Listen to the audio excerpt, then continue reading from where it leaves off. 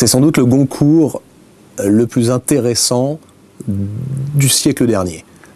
C'est un jour absolument historique. C'est la première fois, effectivement, que d'abord un excellent livre important est couronné. Quand je dis excellent, c'est pas forcément uniquement d'ailleurs un critère de jugement littéraire, parce qu'il y a tellement de niveaux lecture dans Les Bienveillantes que quand on dit excellent, c'est d'abord parce que c'est le livre le plus important de l'année.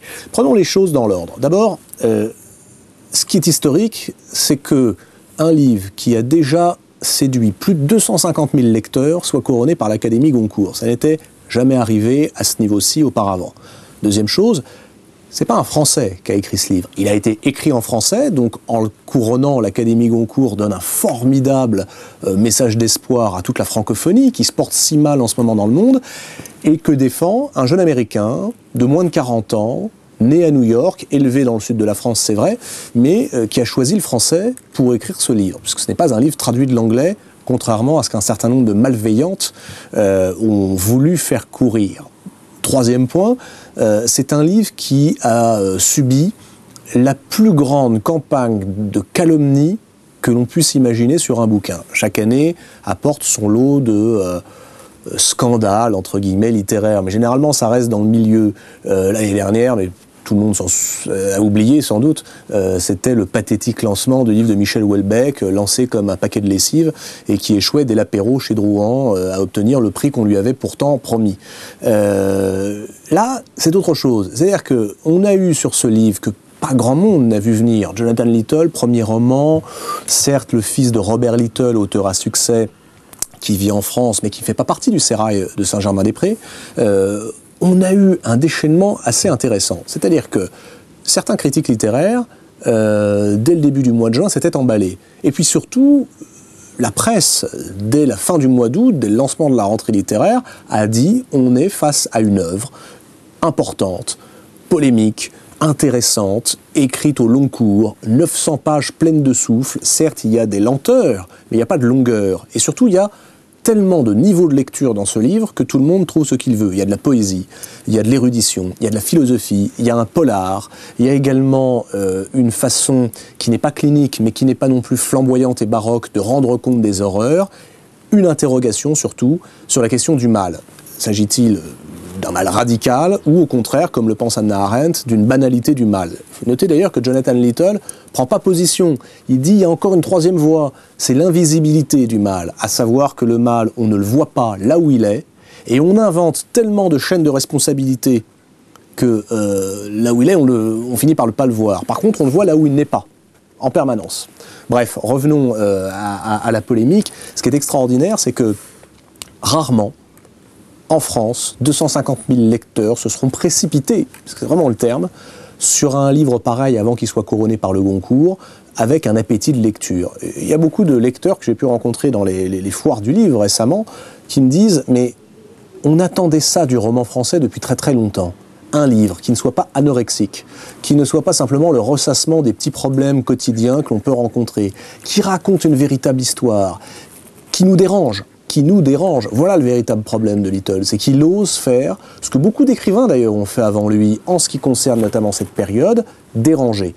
Rappelons que dans la même rentrée littéraire, il y a un autre très très bon livre d'un Espagnol qui s'appelle Javier Cercas, qui s'appelle le livre À la vitesse de la lumière chez Actes Sud, qui raconte sur 300 pages, des choses assez similaires, c'est-à-dire la confession d'un bourreau qui, lui, est un ancien du Vietnam, qui a appartenu à une unité d'élite et qui, tout comme le Max Aue était dans les Asengruppe, s'est livré à des crimes de masse.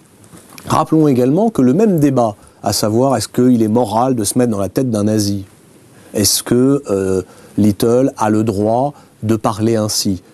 Évidemment qu'il a le droit. Rappelons que tous ces débats stériles avaient déjà émaillé la sortie en 1953 d'un livre remarquable de Robert Merle qui s'appelait La mort est mon métier, qui était les mémoires imaginaires de Rudolf Höss, le commandant du camp d'Auschwitz. Rappelons également que les mêmes critiques ont fusé quand il y a quelques années Bret Easton Ellis avait écrit, de manière un peu déjantée certes, American Psycho, en se mettant dans la tête d'un serial killer.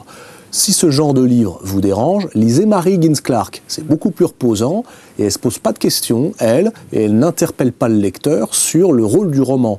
Or, justement, regardons une chose, Littell, 40 ans, qui n'a pas connu cette période-là. Même d'ailleurs ses parents, puisqu'il appartient à une famille juive américaine, d'origine polonaise, émigrée dès le 19e siècle. Donc il n'y a pas chez lui, si vous voulez, de deuxième ou troisième génération. Little ose poser des questions, porter la plume dans la plaie, comme disait Albert Londres, beaucoup plus, en allant beaucoup plus loin que beaucoup d'écrivains qui ont vécu cette période-là. Je ne crois pas, moi, qu'il faille avoir vécu la période pour la comprendre. On a pu entendre des personnalités importantes, grands réalisateurs, très bons écrivains dire « il n'y a que moi qui peux comprendre ce livre ». C'est faux.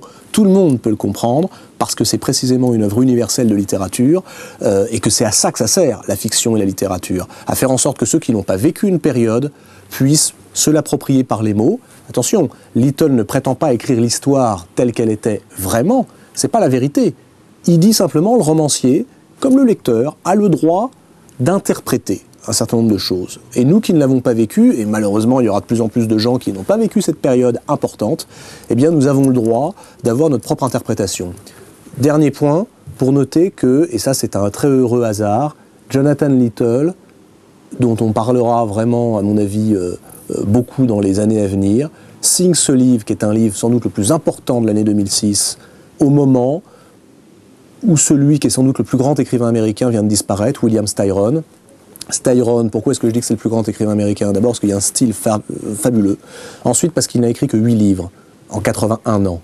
Parmi ces 8 livres, il y en a un qui s'appelle Le Choix de Sophie, paru à la fin des années 70 aux États-Unis, 13 millions d'exemplaires vendus dans le monde, qui a eu droit aux mêmes critiques. Parce que Styron, non-juif, mettait en scène une Polonaise non-juive qui, des années plus tard, racontait comment, à Auschwitz, elle avait été sommée de choisir lequel de ses 2 enfants serait sacrifié. À l'époque, tout le monde était tombé sur Styron.